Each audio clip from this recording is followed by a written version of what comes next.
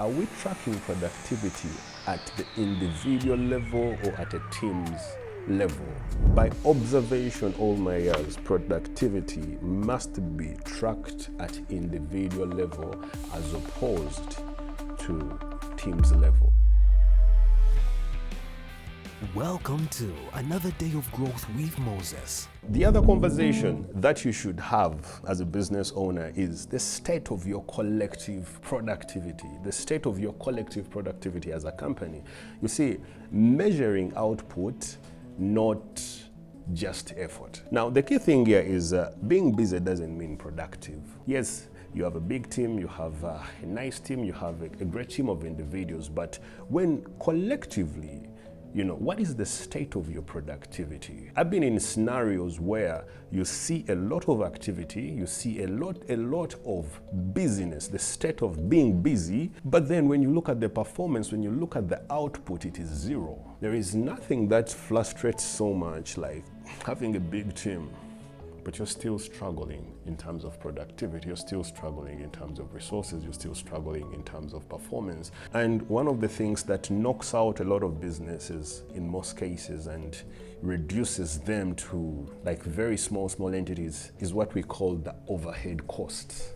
You see, if you're running a team of 20 people, 15 people, and the same individuals get probably transport allowances, lunch and stuff like that, those figures, they are not going to change. They will still be constant, they'll still be the same. So the question is, the team of 10, the team of 15, how productive are they? And can their productivity translate into money? Because whatever we are saying in this particular sense, or on any day, whatever we will be saying in regards to business growth must be contributing to your financial security as a company. So all productivity should be in position of establishing you strongly, that you're in position not to be shaken with on matters to do with money. The other key conversation you need to have is the conversation on the state of your collective productivity. And the key questions that you might be asking are things like, are we consistently hitting our goals and KPIs? Collectively, there are goals that you want to achieve. There are KPIs that you need to have. But are we consistently hitting our goals and KPIs? When you look down at every individual, their goals, their key performance indicators. But down the month, when the month comes to an end, ask yourself, is every person hitting their key performance indicators? Now, collectively, so one of the disappointing things you might end up finding is a department that has only 2 people that are hitting goals, but the department has to produce a departmental report. And the rest of the 6 people in that same department, they are masquerading under the performance, under the departmental performance, yet 6 literally didn't perform well. So, key conversation you should be having, the state of your collective productivity, tracked all the way from individual productivity to the general productivity collectively, as a team. Second question that might be helpful here is, what tasks consume the most time and are they necessary? When you get in the state of being busy, in most cases you're busy, but the things that are making you busy, they are actually not relevant. So the key question, what tasks consume the most time? Are they necessary? Can we automate certain things? Years ago, before the digital world rewarded us with systems that could make life easy, I worked in an organization and invoices, quotations were supposed to be delivered physically.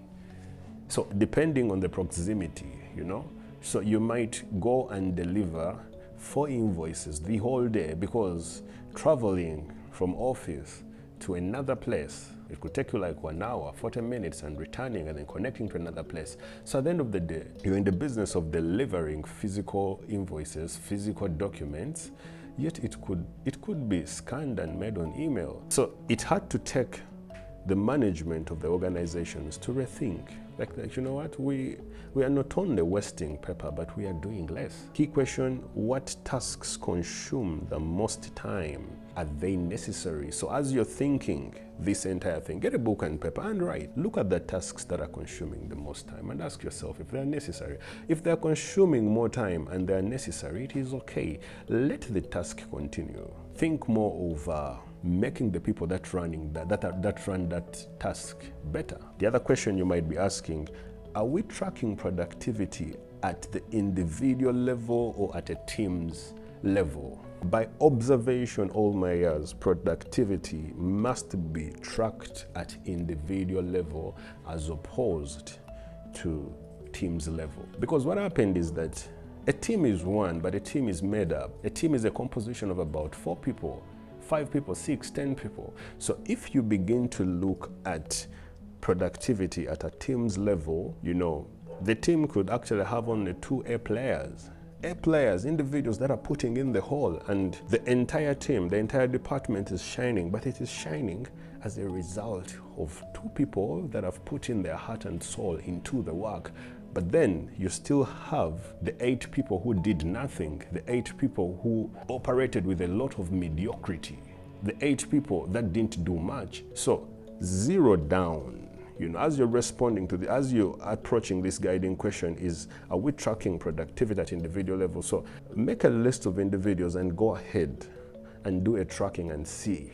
Because if 2 people can give you impressive results from the entire department, imagine if you had the rest of the 8 people in the department put in their heart and soul. What value, what results should you be getting? I personally believe that as long as you run a company and you have people that are working in that company, you have teams, you have a few people, you don't deserve to suffer, because it's no longer true that we all have 24 hours. You actually have more hours. So it's a game of understanding who you have, how productive can they be, and then if they're not productive, is there anything that you can do to help them to become more productive? And once you figure that out, it's going to be easy. The other guiding question that you might be asking is, how often do projects get delayed?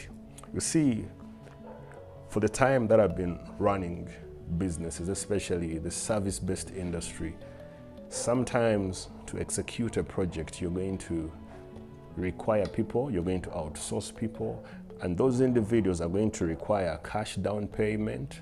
And at the end of the day, every person that you've put on the team, every consultant you've put on the team, you've probably even gone as far as the bank, secured a facility, and you've paid what is due to them. When it comes to delivering the project, the key people in charge of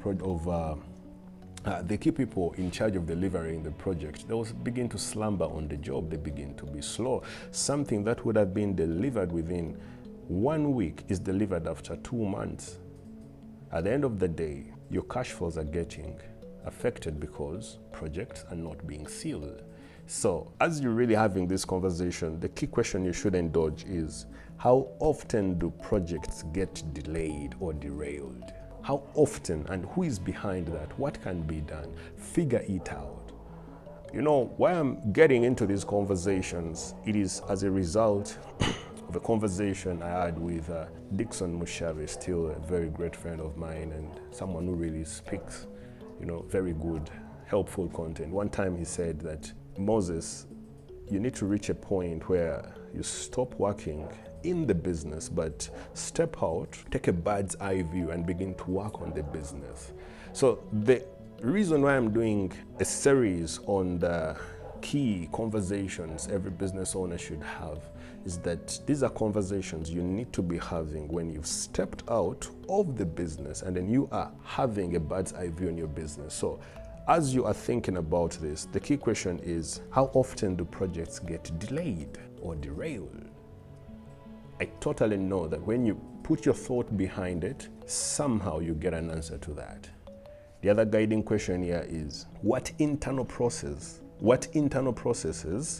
are slowing us down? Sometimes what is slowing you down are basically internal processes. Everything must be approved by this particular person. There is a lot of bureaucracy, there is a lot of approvals. there is a lot of mistrust. Things are delayed. So, key question here is, what internal processes are slowing us down? Your systems and processes in a business are very critical. The weaker systems are going to keep you weak. The strong systems are going to keep you strong. The effective systems and processes are going to help you. So as you are taking a bird's eye view on your business, the key question I'm going to be asking is still one thing: what internal processes are slowing you down? The other question you should actually be asking is there clarity on the roles, responsibilities, and the outcomes? The key word is clarity. Is there roles? Is there clarity on the roles, responsibilities, and the outcomes? When you look at the team, when you look at the people that you're working with, are the roles clear? Are the responsibilities clear? One of the downside of being a founder is you seem to have clarity in your unclarity. You seem to be organized in your disorganization, but the reality of the matter is that much of the world is not like that. When you provide order and direction, even the slowest person can surprise you by the amount of results they get. There is a statement I read about McDonald's, and they said that McDonald's has designed their systems so well that 16-year-olds can actually run the entire chain of McDonald's. Why? The systems and processes have been outlined, the roles and responsibilities of each person on the productivity chain have been made clear. So as you're thinking through this, ask yourself, is there clarity on the roles? Is there clarity on the responsibilities and the outcomes we want to see as a result of a particular activity? Still, as you're thinking about this and working on your business, the guiding question here is, are meetings productive or just rituals? There is a problem that corporates love talking a lot. Corporates love the culture of meetings, the morning meeting, the afternoon meeting. And if you have a lot of meetings going on, what exactly do you guys be talking about that can't be, that can't be streamlined to operate without a meeting? And again, if you have meetings, how effective are they? Is there an agenda? Is there a follow-up structure? Or you're just meeting and talking, meeting and yapping, meeting and talking? Key question here, are meetings productive or they're just rituals? That's another question. Now, the other question is, what tools or systems can help us be more effective? Sometimes the reason you are not effective is as a result of committing a lot of time to manual work. If there is a system that can help you on a thing, if there is a system that can support you on a thing, please go ahead and think of that tool, think of investing in that tool, think of investing in that system. Good example that I've always been finding in a few companies that I try to help in improving their performance through the adoption of digital solutions is team members whose role is to send emails. So you find someone sending 500 emails, and each email must be sent alone. Dear Moses, then this manual attachment of the manual attachment of the attachment files and stuff like that. And you find that someone has just been sending emails for the whole week, not knowing that where we are currently, there are tools that can help you to send 10,000 emails in one click. So, key question here, what tools or systems can help us be more efficient? Like, look at every pain point in your business and try to imagine, is there a tool that can support me on this? The other guiding question is, are we rewarding results or just efforts? Are we rewarding results or presence? I had a conversation with a friend of mine, and he was telling me about their organization that was masterminded by guys from Germany. And the guys from Germany came here, started a company, and they brought the culture of, we are paying you by the number of hours, So they're paying you per hour. And how they are measuring the hour is that you must clock in with a thumb. So what happens is that when you clock in, at 10 in the morning and then clock out at 2, those are the number of hours that you've worked. And then at the end of the month, they're going to do a computation of those hours. And still the system failed.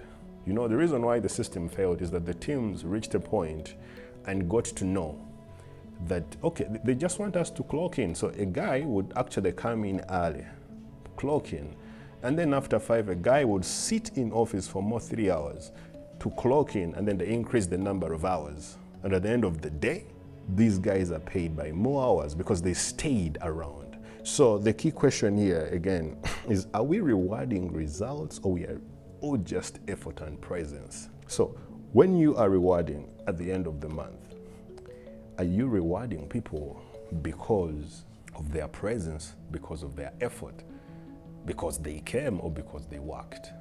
So that is why it is very important to rethink about your rewarding system. How do you reward? One of the ugly truths, or one of the ugly realizations that one time I made is, for every contract we ever did, there was terms of reference. And in the terms of reference, there was a clear description of the task, and then a clear description of the expected deliverables and the date. And for every contract, you were not going to be paid a single coin unless you delivered on the deliverables that have been speculated. So what happens for most companies is that the deliverables are not clear. The deliverables are literally not clear. And at the end of the day, the output is very low. Time is spent doing things that are a bit irrelevant. So key question in this particular segment is, are we rewarding results or just effort or just presence? And the final question that might be helpful is, how do we measure and celebrate productivity? Because if it's not measurable, then it's not worth celebrating. Key conversation that you should be having is a conversation on the state of your collective productivity. Thank you for joining us on another day of Growth with Moses. If you would like access to more episodes, please subscribe to this channel. And if you enjoyed this episode, help us share and spread word about it. Till next time, we meet again on another day of Growth with Moses.